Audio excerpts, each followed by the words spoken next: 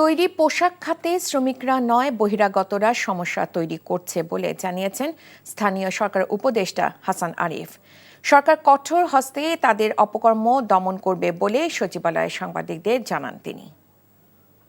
প্রকৃত শ্রমিক যারা, তারা কেউ নিজের বাড়ি পড়াবে না, এখানে তার জীবিকা।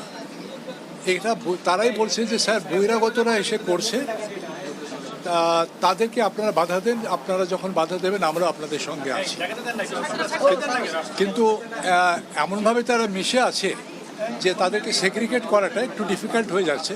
রাস্তা বন্ধ করে দেওয়া মানে তো 50 জন মিলে যদি রাস্তায় বসে পড়ে 5 লক্ষ 50 লক্ষ লোকের অসুবিধা হচ্ছে, আসা যাওয়ায় ইকোনমির অসুবিধা হচ্ছে। তাদেরকে সরানোর জন্য যদি আমাদের ফোর্স ব্যবহার করতে হয়, লাঠিচার্জ করতে হয়, জলকামান ব্যবহার করতে হয়, আমরা করি।